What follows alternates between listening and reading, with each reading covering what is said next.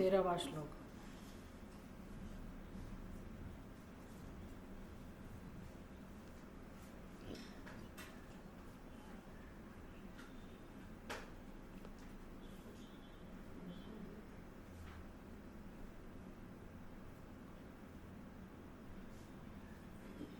तदैवमात्मन्यवरुद्धचित्तः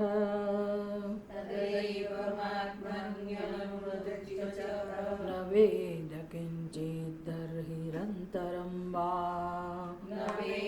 किञ्चिद्बहिरन्तरं वा यथे पुकारो नृपतिव्रजन्तम् यथेषुकारो नृपतिं व्रजन्तम्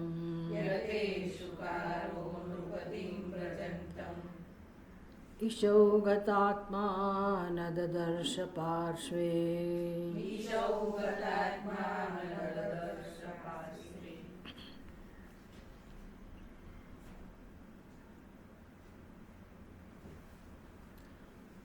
इसके आगे वाले श्लोक में 12वें श्लोक में कहा गया यस्मिन् मनः लब्धपदम्, यस्मिन्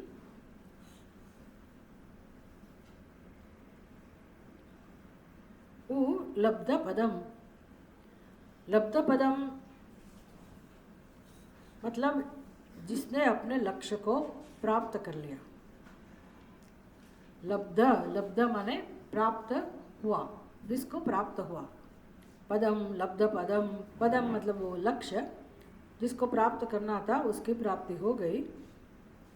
तो पद तो एक ही है, परमानंद रूप।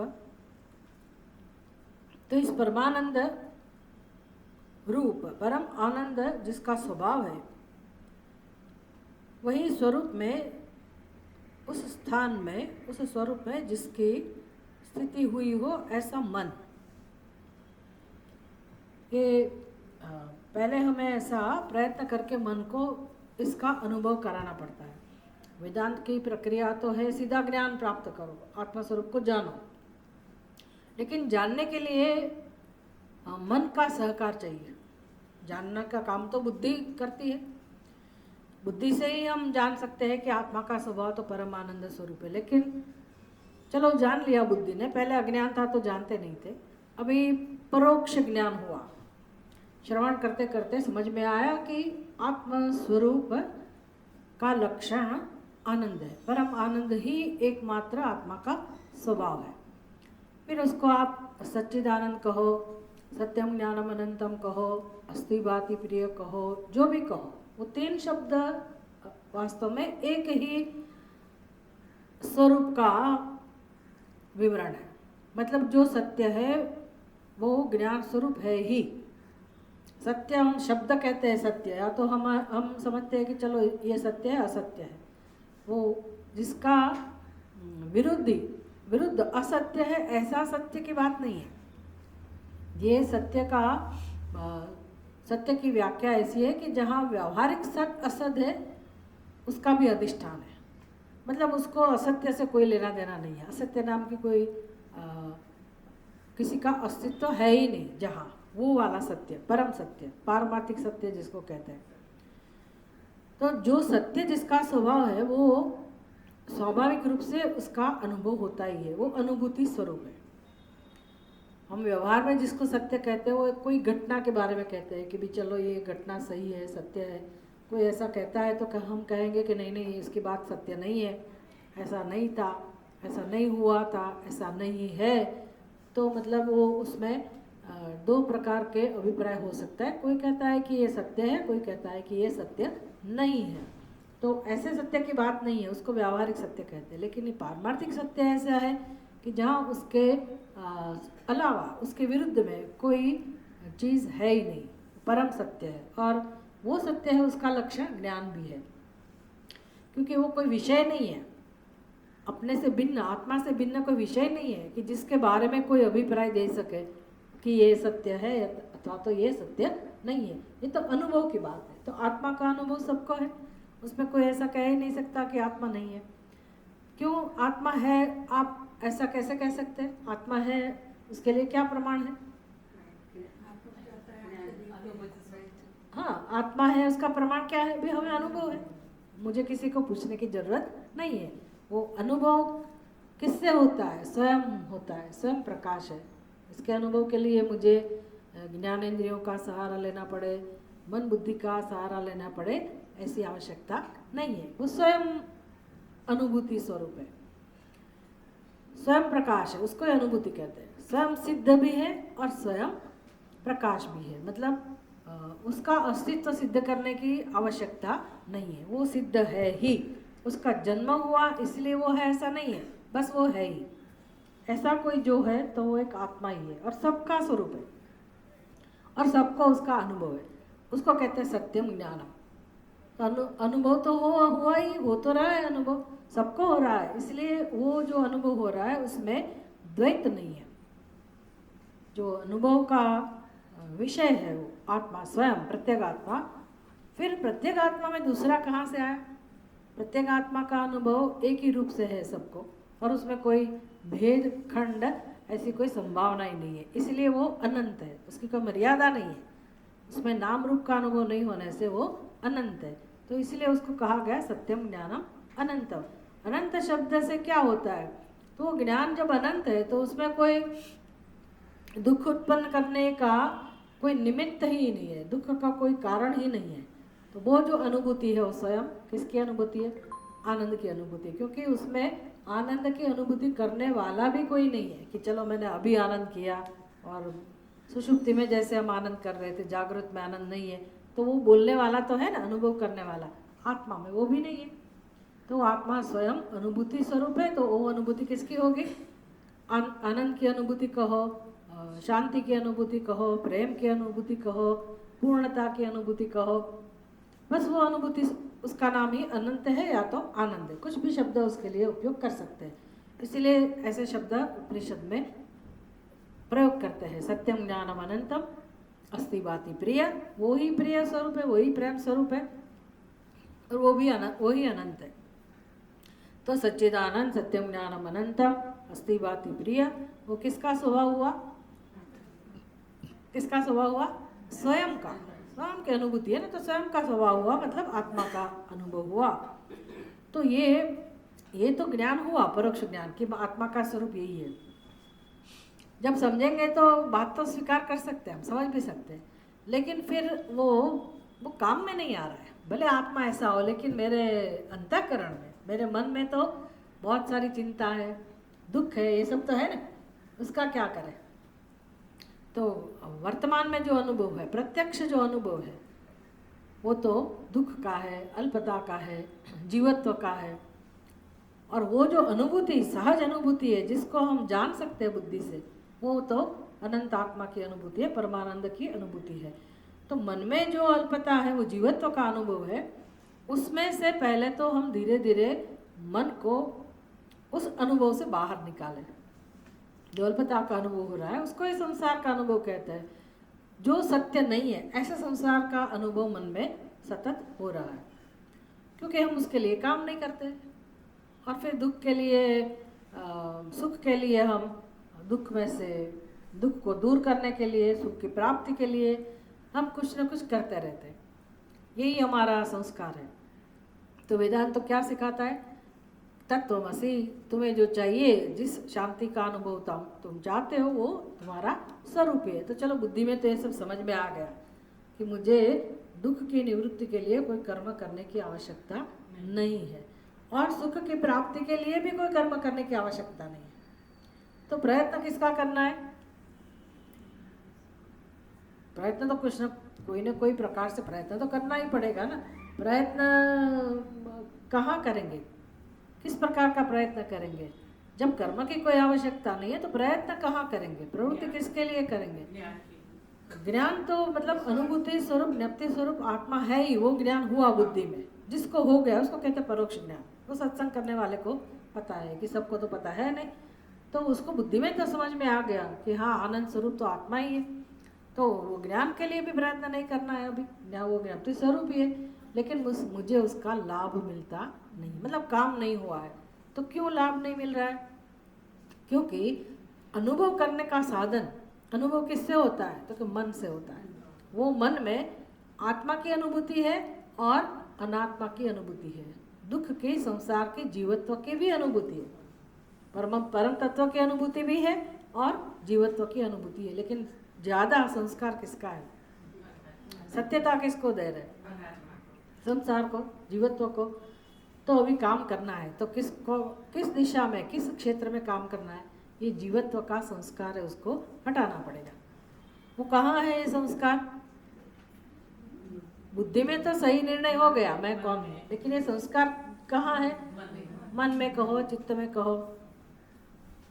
मन, बुद्धि, चित्त, अहंकार। बुद्धि में तो काम हुआ, लेकिन अभी ये अहंकार भी जहाँ है और ये संस्कार भी जहाँ है, वो चित्त, अपना मन, उसके साथ अभी हमें काम करना है। तो ये सब हमें उपदेश दिया जा रहा है एकाग्रता का। जैसे अगले श्लोक में शब्द प्रयोग किया गया, जितश्वासः, याद है? देखो क्या क्या बनने के लिए कहा गया।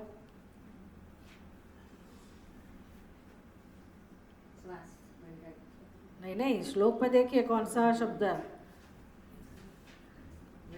मन एक, 11वें श्लोक में शब्द पर मन एकत्र संयुज्यात्। मन को आप संयुज्यात् लगाइए। कैसे मन को कौन लगा सकता है? किस प्रकार से करना है? संयुज्यात् किसको उपदेश है? कौन ऐसा मन को आत्मा में लगाएगा? जितश्वासः। फिर दूसरा शब्द है जित आसनः। तो ये सब जिसने किया हुआ है, पहले मन को लगाने के लिए, मन को परमात्मा में लगाने के लिए मन मेरे पास होना तो चाहिए ना, कि नहीं होना चाहिए? हमारे पास मन ही नहीं है। मन इधर भटकता है, उधर भटकता है, और हम भी उसके पीछे पीछे भटकते हैं। इसका नाम संसार है। संसार में और कुछ नहीं है। संसार किसको कहेंगे? ना तो हमारे कर्म संस्कार है, वो तो भगवत गीता जब आप पढ़ते हैं तो पता है कि भी कर्म कैसे हो रहे हैं। प्रकृते क्रियमाणानि कर्माणि सर्वशः। प्रकृति के द्वारा सब कर्म होते हैं। सब सिखाते हैं ना हमें कि कर्म कैसे होता है, प्रवृत्ति कैसे, किस प्रकार से हो रही है। तो संसार है कहाँ? ये बाकी सब तो पंच महाभूत का ये क्रिएशन है, अभिव्यक्ति है, उसका मिलन है, सम्मेलन है पंच महाभूत का। उसमें से ही तो सब प्रकट हुआ है। वो तो संसार है नहीं, क्योंकि वो तो परमात्मा का सर्जन है। तो फिर संसार है कहाँ? कर्म संस्कृत, कर्म संसार है, कर्म भी संसार नहीं है। तो संसार किसको कहेंगे?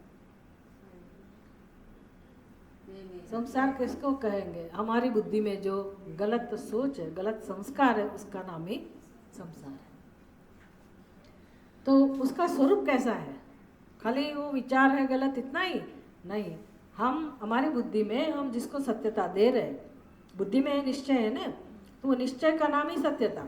जो सत्य नहीं है उसको हम सत्यता दे रहे हैं। फिर मन को तो अनुभूति चाहिए आनंद की, और बुद्धि कहती है जाओ जगत में आनंद है, ये कर लो, वो कर लो, इसको प्राप्त करो, उसको प्राप्त करो, इसका भोग करो,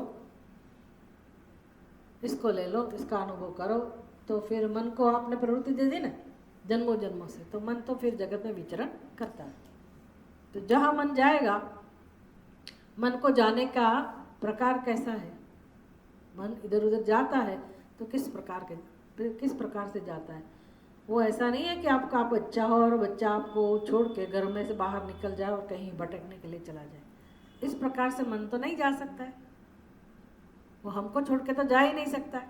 हमारे अंदर बैठे बैठे ही सब वो उथल पाथल कर रहा है। किस प्रकार से हमको याद दिलाता है, इच्छा कामनाएं प्रकट करता है, जिद करता है कि मुझे ये चाहिए ही, मुझे यहाँ जाना है, वहाँ जाना है, ये प्राप्त करना है, इसका भोग करना है, उसको भोग करना है। मन का यही काम है ना। वो पहले दिखाता है कि देखो यहाँ समस्या है, तुम जाओ, उठो और वो समस्या का हल करो। तो मन पहले प्रवृत्त होता है, फिर वो मन बाहर छोड़ के तो हमको नहीं जा सकता है। वो मन क्या करता है, उसको कुछ देखने की इच्छा हुई तो वो किसकी सहायता लेगा? देखने की इच्छा होगी तो वो किसकी? आँख की। आँख को अपने साथ कर देगा कि नहीं? फिर कान को भी अपने साथ करेगा कि नहीं? अगर देखने से उसका काम हो जाता है तो हम बैठे बैठे देख सकते हैं पूरा दिन। आजकल तो यही चलता है ना, ये ऐसे ऐसे करके करके फिर ये दुखता है, ये दुखता है। फिर समझ में नहीं आ रहा कि इसका कारण क्या है दुख का, कि यही एकमात्र कारण है सब। पर मन ने आँख को बोल दिया कि मुझे ये देखना है, तुम इधर देखो, तो आँख उसमें देखेगी। फिर सुनना है तो कान को अपनी तरफ, जहाँ उसकी इच्छा है उस तरफ ले जाएगा सारे ज्ञानेंद्रियों को। फिर अगर जगत का कोई विषय है उसको प्राप्त करना है तो कर्मेंद्रियों को भी अपने साथ ले जाएगा। मतलब सारे शरीर को, उपाधि को भी पूरे जगत में इधर उधर घुमाएगा। तो कौन कर रहा है? मन कर रहा है। समझ में आता है ना? इसका नाम संसार है और कुछ नहीं है संसार। मिलता क्या है हमें? क्योंकि मन को पता नहीं है क्या चाहिए। मन को ये सब करने के बाद भी क्या चाहिए? शांति चाहिए। उसको लगता है कि ऐसा करने से शांति मिल जाएगी, ऐसा करने से सुख मिल जाएगा, प्रेम मिल जाएगा, लेकिन वो कुछ मिलता नहीं। इसमें आपका सारा जीवन, सभी प्रयास आ गए, एजुकेशन से शुरू करके सभी, पूरा जीवन अंततोगत्वा आप किसके लिए करते हैं? सुख के लिए, शांति के लिए। उसमें आपका गृहस्थ जीवन भी आ गया। ये सब कराता कौन है? मन ही कराता। फिर इसको सबको संसार बोल सकते हैं। पर शुरुआत कहाँ से हुई? अंदर से। तो संसार ऐसा ही है, मन अपनी मर्जी से ये सब कराता रहता है। ऐसा क्यों कराता है? अपना ही मन अपना दुश्मन क्यों है? क्यों मुझे इतनी अशांति का अनुभव कराता है? पर क्यों है बहिर्मुखी? ये प्रश्न है। आपको वेदांत का पूरा अभी ये अंदर जा नहीं रहा है ना।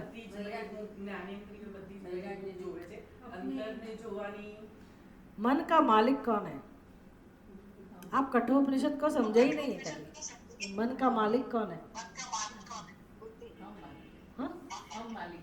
हम नहीं, बुद्धि। કોઈ કે ના મોબાઈલમાં બે ઇન્સ્ટ્રુમેન્ટ ચાલે છે, કોણ છે? मन का मालिक बुद्धि है। बुद्धि को अनुसरता है ना मन। मन से आगे कौन है? शक्तिशाली कौन है? बुद्धि। बुद्धि का काम क्या है? निश्चय करने का। तो उसने कुछ निश्चय किया होगा तभी तो मन उसको फॉलो करता है। बुद्धि में क्या निश्चय है? बुद्धि में क्या निश्चय है? एक तो ये निश्चय है मैं दुखी हूँ, मैं दुखी हूँ। दूसरा निश्चय क्या है? सुख बाहर, सुख बाहर। और मन तो बेचारा जैसा बुद्धि कहती है ऐसा करता है। तो पहले काम कहाँ करना चाहिए? बुद्धि में। बुद्धिम तो सारथिम विद्धि। सारथी गड़बड़ वाला है तो मन बेचारा क्या करे? उसके पीछे पीछे भागेगा। हमने वो काम नहीं किया है। सारथी को सारथी नहीं बनाया, विवेकवान नहीं बनाया। इसलिए कठोपनिषद तो इस प्रकार से हमें उपदेश करता है, मार्गदर्शन देता है कि पहले बुद्धि को आप सही बनाओ। तो कितने साल का सत्संग है पता है हमारा? 20-25 साल हो गए। जब अगर अभी भी हमारी बुद्धि में ये क्लैरिटी नहीं है तो फिर हम अपने मन को कैसे अपने साथ कर सकते हैं? नहीं कर सकते। हमको लगता है बस हो रहा है, सत्संग हो रहा है, हो रहा है। यहाँ जब तक क्लैरिटी नहीं आई तो सत्संग का क्या फायदा? तो सामान्य वस्तु है। सबसे पहला काम तो ये होना चाहिए कि हमें क्या करना है जीवन में। तो फिर यहाँ उपदेश ऐसा था कि भी आप अपने मन को अपने पास लाइए। पहले समझना पड़ेगा ना कि मन अपने पास नहीं है, मन भटकता है। तो क्यों है वो भी सीखना पड़ेगा ना। और कौन मन को साथ में, कौन मन को अपने पास ले आ सकता है? वही सारथी बुद्धि। तो धीरे धीरे तो वो विवेकवान, उसको फिर मन को अपने पास लाने के लिए कैसा बनना पड़ेगा? जितश्वास। मतलब अभी उसको ये शोभा नहीं देता, संसार में भटकना उसको शोभा नहीं देता। संसार में भटकना मतलब समझ गए ना आप, कि सुख के लिए जब मन बाहर जाता है तो उसको अभी साथ नहीं देना। मन को फिर समझाना पड़ेगा कि देखो जो शांति चाहिए वो तो अपने पास से मिलेगी। तो ऐसा मन को अपने पास लाने के लिए जिता आसना, भाई कभी हमारे जीवन में ऐसी साधना हमें शुरू करनी पड़ेगी कि हम एक जगह पे बैठे। तो हम घर पे तो नहीं बैठ सकते, लेकिन यहाँ आके बैठ सकते कम से कम यहाँ आके बैठ सकते हैं तो कुछ लाभ होगा।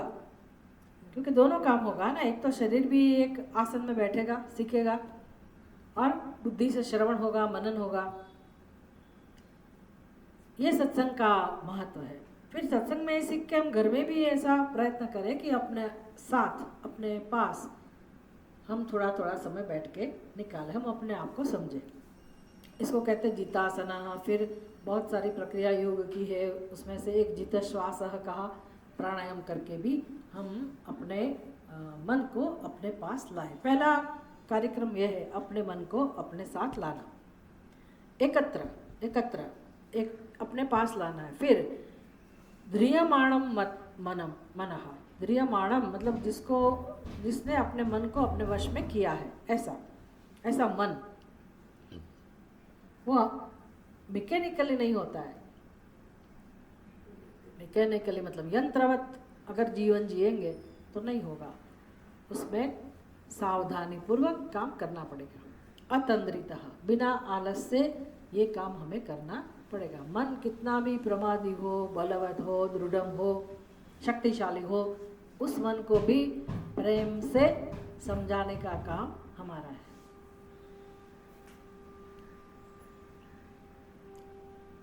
बच्चे को प्रेम से समझाया होगा कभी, दो प्रकार से समझाया होगा, या तो उसको मार पीट करके नहीं मानता है तो, या तो फिर कोई कुशल माता होगी तो वो प्रेम से समझाएगी।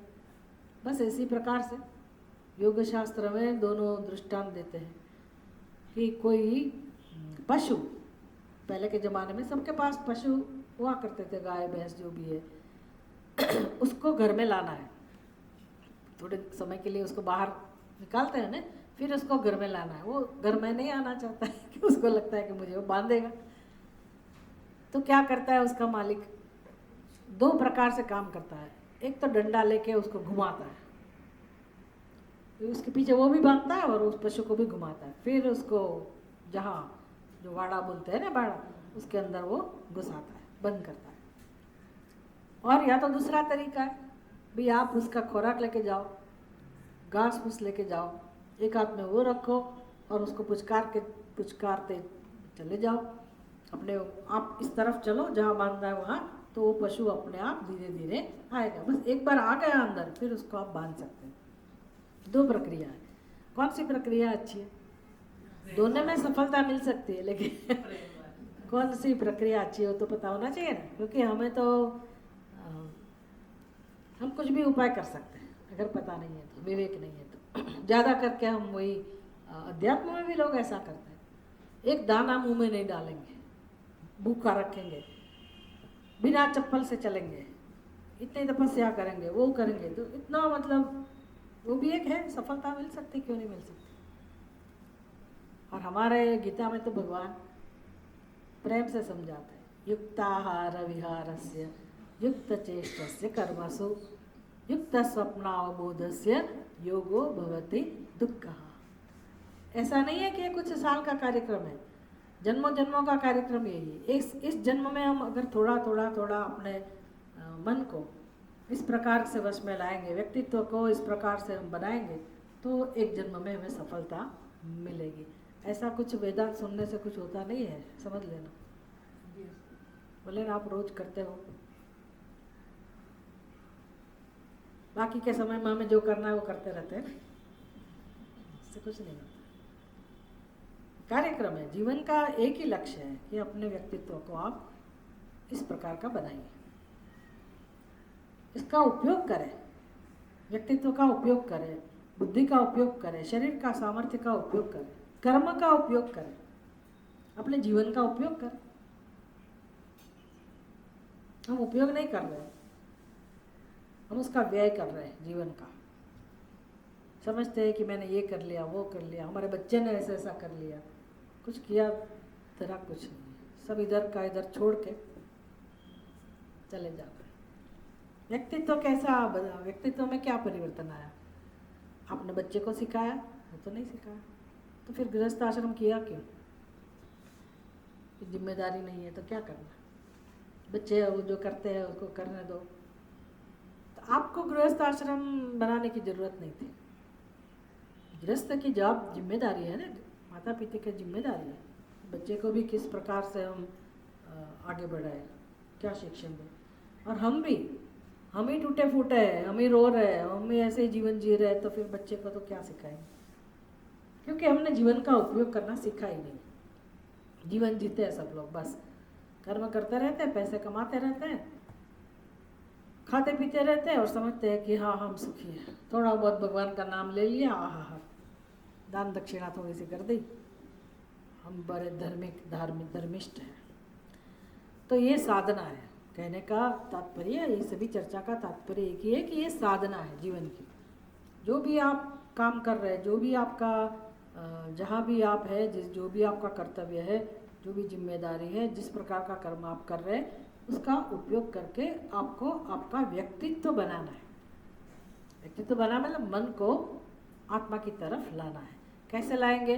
बुद्धि में पहले परिवर्तन लाएंगे, फिर उस बुद्धि का सामर्थ्य, वो बल जो बढ़ेगा ज्ञान का, उससे हम मन को धीरे धीरे समझाएंगे।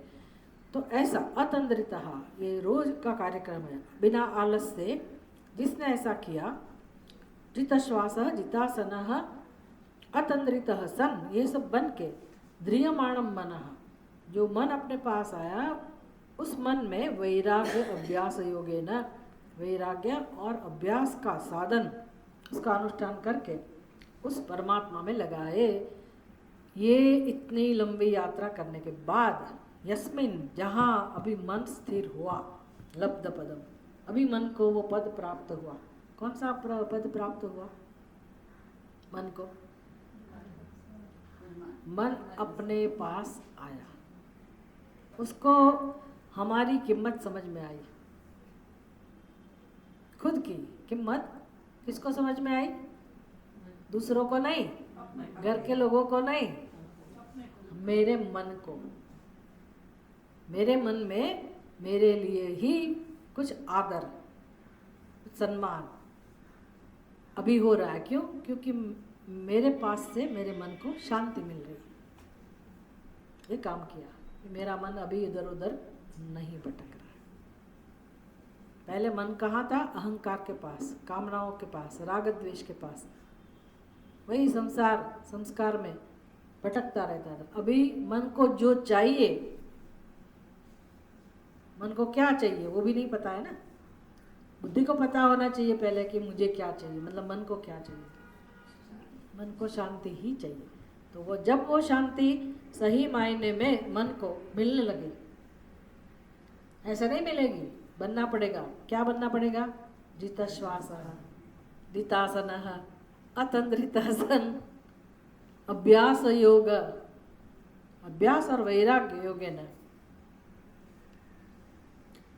वैराग्य अभ्यास योगे न, वैराग्य और अभ्यास, ये सब जिसने मन को सिखाया, फिर वो मन स्थिर होगा।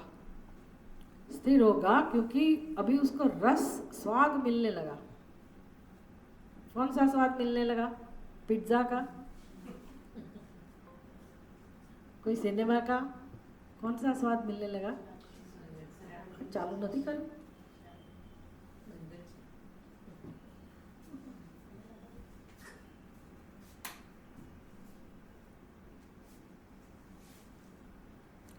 तो जिस मन को जो चाहिए था उसको रस, वो रस मिलने लगा। आप बताइए रस मिलेगा कि नहीं मिलेगा मन को? कौन सा रस मिलता होगा? कहाँ से मिलता होगा? कौन सा रस मिलता होगा मन को? कौन सा रस मिलता होगा? शांति, प्रेम, आनंद। कहाँ से मिलता है? क्यों मिलने लगा? क्यों मिलने लगा? अभी मन कहीं भटकता अपने पास रहा, इसलिए। तो अपने पास तो क्या है? दुख चिंता के सिवा तो कुछ नहीं है। ऐसे अपने पास नहीं, प्रत्येक आत्मा के पास, जिसका स्वभाव है प्रेम, जिसका स्वभाव है आनंद, सच्चिदानंद स्वरूप आत्मा के पास जब मन लौट आता है तो अपने आप उसको प्रसन्नता का, सुख का, प्रेम का अनुभव होता है। यही रस चाहिए उसको। रसो वैसा, रस स्वरूप आत्मा के पास आ गया मन, इसलिए उसको रस का अनुभव हुआ। अभी उसको कहीं कोई विषय को भोगने की इच्छा नहीं रहती, उसको कहते हैं लब्ध पदम, जिसने अपना लक्ष्य प्राप्त किया। ऐसा ये जन्मों जन्मों की साधना है, यहाँ तो एक श्लोक में बता दी गई। हम समझेंगे कि फटाफट होता होगा, कुछ नहीं होता है। हमने अभी मन को समझा ही कहाँ है, मन को अपने पास लाते ही कहाँ है, उसको तो दे रखा है ना स्वतंत्रता का। हाँ तुम्हें जो करना है करो, संसार यही है, पहले तो अपना प्रवृत्ति करनी चाहिए। ये सत्संग कहाँ चला जाता है, फुर्सत होगी तो करेंगे, नहीं तो नहीं करेंगे, उसमें क्या है। हमारी ऐसी स्थिति है। तो जब ऐसे कोई जन्म में हमारे अंदर विवेक उत्पन्न होगा, निश्चय उत्पन्न होगा, और हम इस साधना का अनुष्ठान जब करेंगे, प्रेम से करेंगे, दीर्घ काल तक करेंगे, आदर के साथ करेंगे, यही करेंगे, तब ये फल मिलता है। चलो कम से कम बुद्धि में ये सब समझ में तो आ जाए कि इसके सिवा और कोई दूसरा मार्ग नहीं, न न्यः पंथाः विद्यते अयनाय, मोक्ष के लिए दूसरा कोई मार्ग नहीं। समझना तो पड़ेगा, भले आप इस जन्म में नहीं समझो, ये तो कहते रहते उसमें क्या है, हमें नक्की करना है ना हमारा जीवन कैसे जीना है। तो ठीक है, कोई बात नहीं, लेकिन जिस जन्म में हमें ये समझ में आएगा तब काम होगा। इसलिए कहा यस्मिन् लब्ध पदम यदा एतत् शनैः शनैः मुंचति कर्मणः, जब मन को ये शांति का रस मिलेगा, प्रेम का रस, उसका अनुभव, उसका स्वाद जब मिलने लगेगा, तब अपने आप वो जो भटकता था ना, जिसके लिए वो भटकता जरूर था, लेकिन भटकने की रीत कौन सी थी, भटकने का प्रकार कौन सा था उसका, मैंने कहा ना कि उसको देखने की इच्छा थी, तो ये भटकने का उसका शुरुआत हो गई। वो कैसे कर भटकेगा, अपने आप तो भटक नहीं सकता है, कैसे करेगा, मेरी आँख की मदद लेगा। फिर आँख से क्या देखेगा, कुछ देखने का तो ये उसने भटकाया, मन भटकाता है ना, इसमें मन इसमें भटकता है, उसमें भटकता है, यहाँ भटक। तो मेरी सारी उपाधि, मतलब जो भगवान ने मुझे इतना सुंदर शरीर दिया है, मन दिया है, बुद्धि दिया है, सबका साथ लेके वो मुझे प्रवृत्ति में रखता है।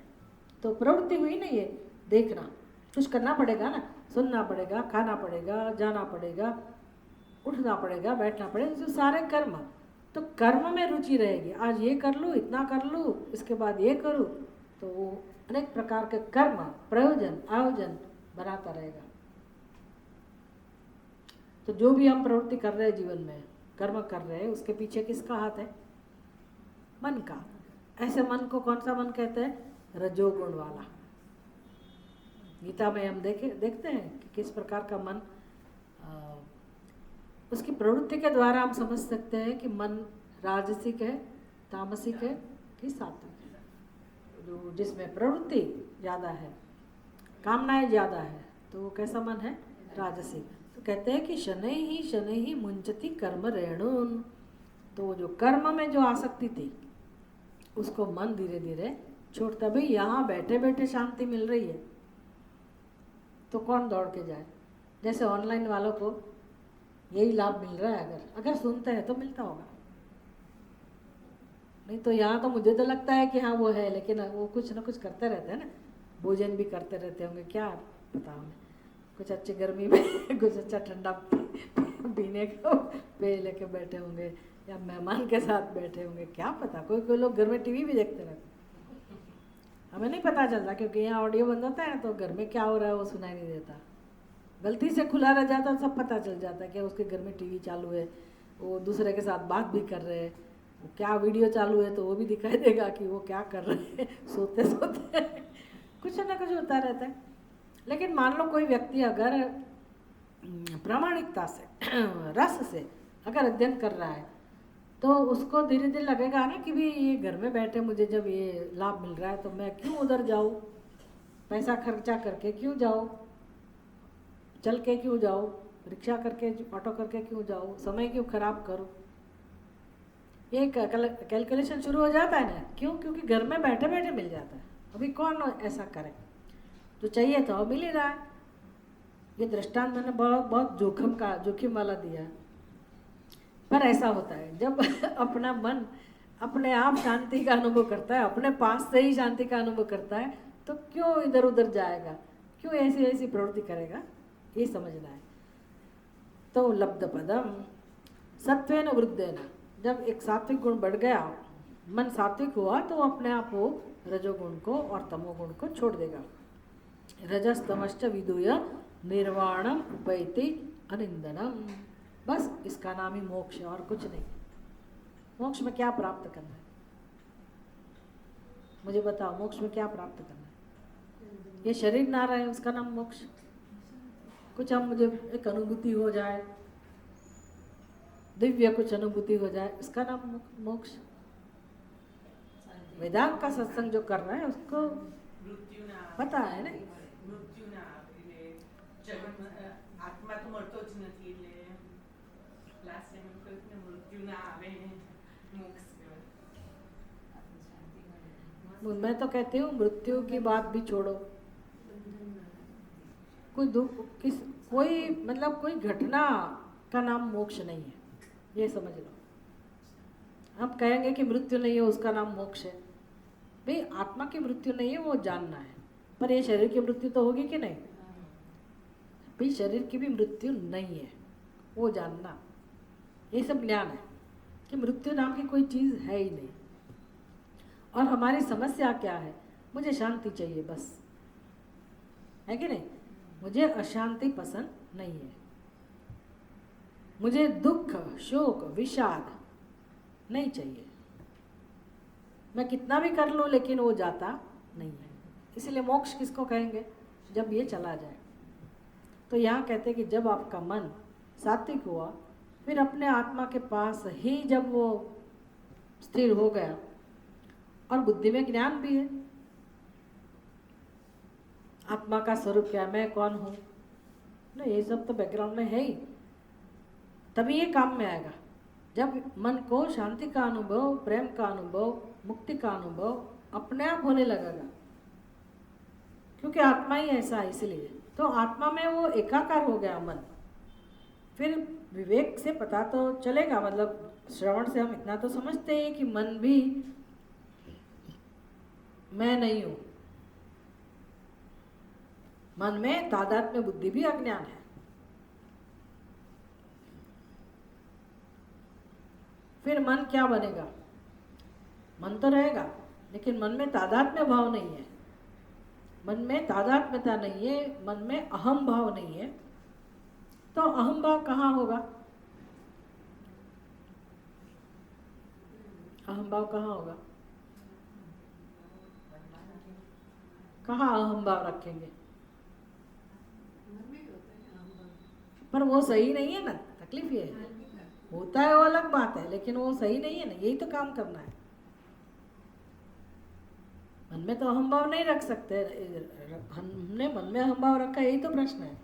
ये सब काम इसलिए तो करना है कि मन में धीरे धीरे आत्मा के पास लाके स्थिर करके मन को आत्मा का दर्शन कराना है, तो मन समझेगा कि हाँ मैं कौन हूँ।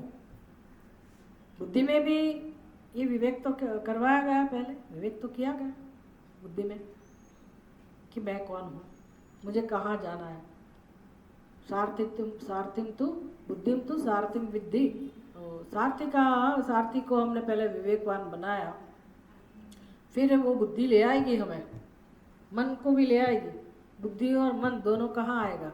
बुद्धि में क्या विवेक कराया गया, मैं के बारे में क्या विवेक कराया गया, मैं कौन हूँ, हम ब्रह्मास्मि तत्वमसि। तो बुद्धि को समझ में आया ना कि ये जो स्वयं प्रकाश जो आत्मा है, सच्चिदानंद स्वरूप आत्मा है, वो ही मेरा स्वरूप है। तो बुद्धि में जो तादात्म्य था, बुद्धि में जो अहम भाव था, वो भी अहम भाव कहाँ हुआ? तत्वमसि आत्मा में। चलो बुद्धि में तो ये काम हुआ, अभी विषय कौन सा था? मन को हमें सही बनाना था। तो धीरे धीरे मन को अपने पास ले आए, मन को साक्षात्कार कराया गया कि देखो तुम्हें जो शांति चाहिए थी, आनंद चाहिए थी, वो आत्मा का ही स्वरूप है।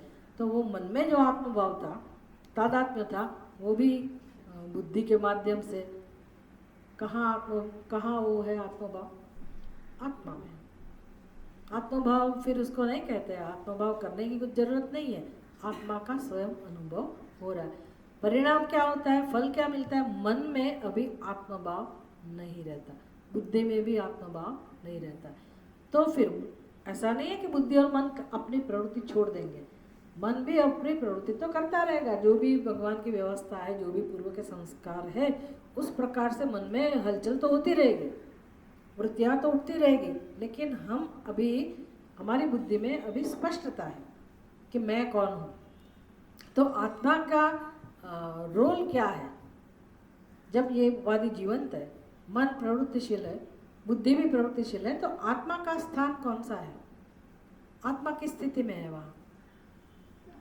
आत्मा को फिर हम क्या कहेंगे?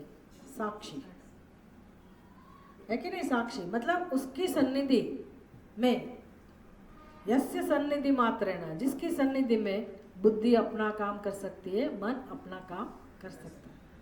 और हमारा अहम भाव जो बुद्धि में, मन में था, वो अहम भाव उससे हट गया, और जो मैं हूँ उसका स्पष्ट दर्शन हो गया, अनुभूति हो गई। तो मैं भी अभी साक्षी हूँ कि नहीं? इसका नाम मोक्ष, इसका नाम मोक्ष। तो ठीक है, जब तक आयुष्य है तब तक तो ये उपाधि चलेगी, चलती रहेगी, तो प्रवृत्ति भी चलती रहेगी, मन बुद्धि भी अपना काम तो करते रहेंगे। लेकिन जो मुख्य काम करना था वो काम हो गया। अभी कौन दुखी कर सकता है मुझे? जब मेरा मन ही मुझे दुखी नहीं कर सकता, मेरी बुद्धि भी दुखी नहीं कर सकते, तो क्या बाहर के लोग कोई दुखी कर पाएंगे? भगवान आके दुख दे सकता है,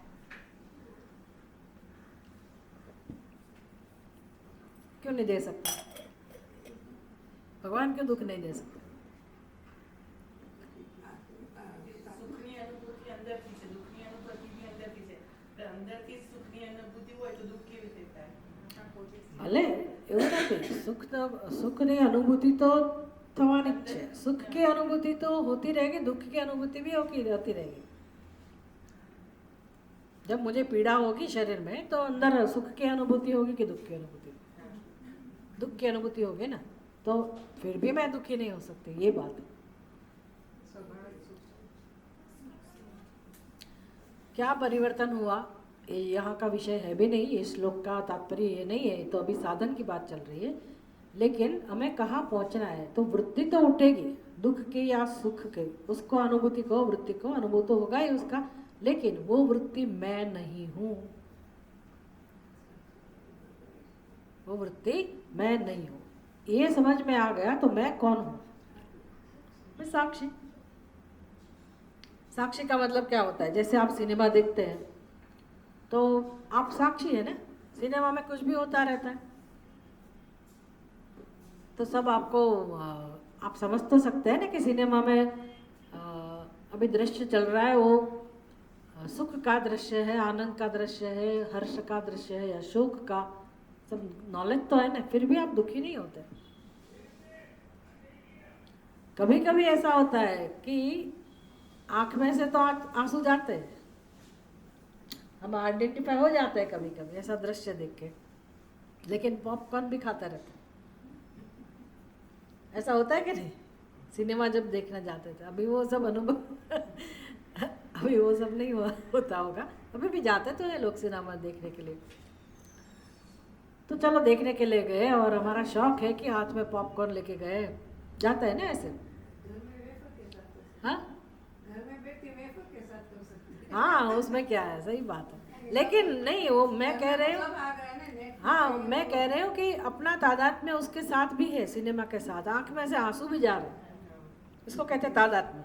कोई ऐसा दृश्य देखा, कोई केरला स्टोरी देखी है, कोई सा पिक्चर देख लिया, तो अंदर तो दुख होता होगा, तो दुख होने से आंख में से तो आंसू बहते हैं। लेकिन लोगों को लगेगा कि ये दुखी है, लेकिन आप दुखी हो क्या? क्या प्रमाण है? आप पॉपकॉर्न खा रहे हो, वेफर खा रहे हो। इसका मतलब है बुद्धि में स्पष्टता है कि मैं जो देख रही हूँ, जिससे प्रभावित हुई हूँ, जिस दृश्य से, उसके कारण मेरी आंख में से जरूर आंसू बह रहे, अंदर ऐसी वृत्ति भी उठी है, लेकिन मैं वो नहीं, मैं उससे भिन्न। बस ये स्थिति जब जीवन में आ जाए, इसका नाम ज्ञान है, उसका नाम मोक्ष। इसके लिए प्रयत्न करना है। वो आगे की बात है। यहाँ तो सत्वेन वृद्धेन, जब हमारा मन में सात्विक हो गया, सत्वगुण की वृद्धि हुई, तो अपने आप वो रजोगुण तमोगुण को छोड़ देता। मतलब जो निरर्थक प्रवृत्ति में जो व्यय हो रहा है जीवन में, उसका वो भी चालू नहीं रहेगा, वो ऐसी प्रवृत्ति में नहीं जाएगा, उसका महत्व नहीं देगा। हाँ करना ही है तो चलो कर लिया थोड़ा बहुत काम, लेकिन उसको रस नहीं है। या तो फिर अपना जब सात्विक मन होगा तो काम कुछ भी कर लेता है, पर उसका आनंद कहाँ से मिलता है, ये सबसे ज़्यादा महत्वपूर्ण है। वो कर्म के द्वारा आनंद नहीं ले रहा है, वो आनंद से कर्म कर रहा है। संसारी मनुष्य क्या करता है, कर्म करके आनंद लेता है। प्रयत्न ऐसा है। इस व्यक्ति का प्रयत्न कैसा होगा, इस व्यक्ति की जीवन जीने की रीत तरीका कैसा होता होगा, कुछ भी काम सामने आ जाए कर्म वो कर लेगा, आनंद से करेगा, आनंद के लिए नहीं करेगा, आनंद से करेगा, बात खत्म। जो करना ही है वो कर लिया।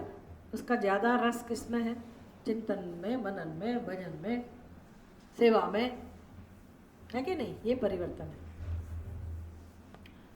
क्यों ऐसा हो गया, अनिंदनम, क्योंकि अभी उसको बाहर भटकाने वाला जो निमित्त था वो चला गया।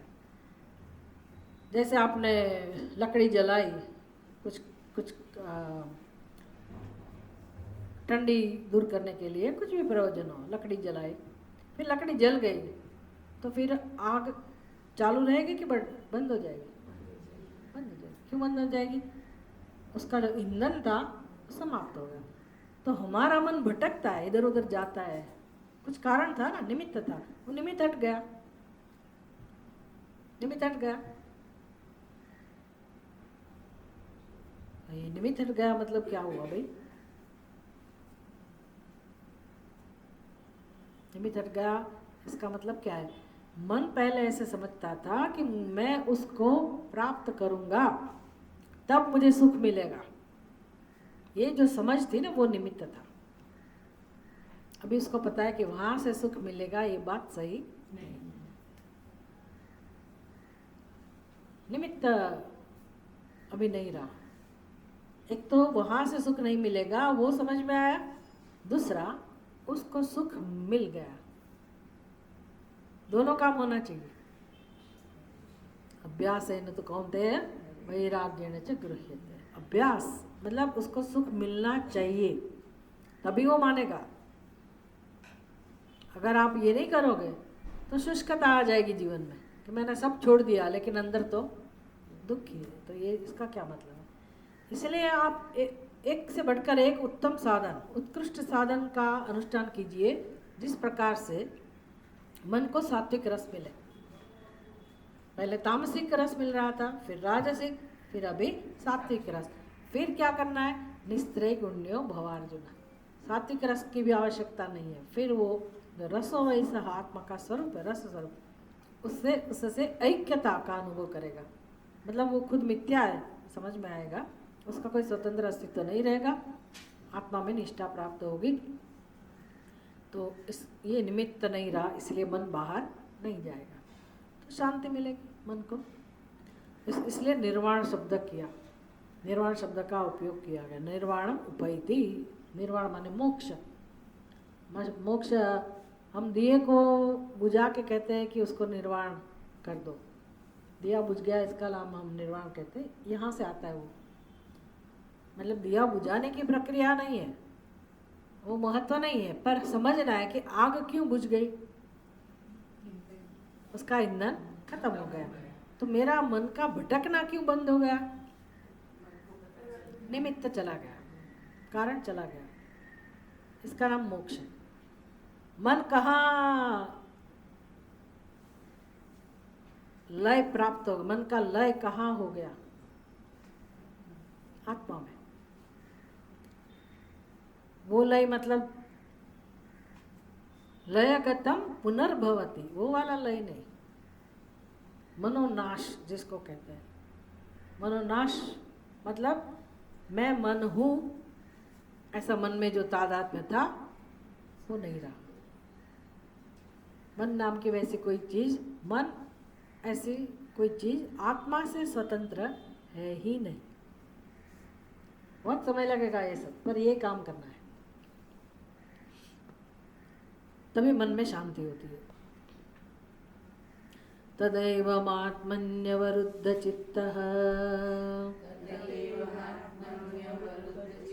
न वेद किंचित् बहिरन्तरं वा यते पुकारो नृपतिं व्रजन्तम् ईशो गतात्मा न दर्दर्श पार्श्वे।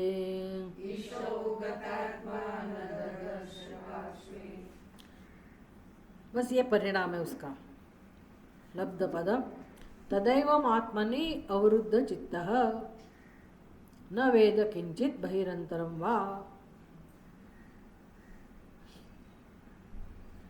इस प्रकार जब आत्मा में चित्त का निरोध हो गया, चित्त का निरोध कहो, मन का निरोध कहो, जब वो आत्मा के साथ जुड़ गया तो अभी मन को कोई बाहर या अंदर, मन को बाहर मत करो या मन को अंदर करो, ऐसा कुछ करने की जरूरत नहीं है। अभी बहिर्मुख अंतर्मुख सब चला गया क्योंकि मन ही नहीं रहा।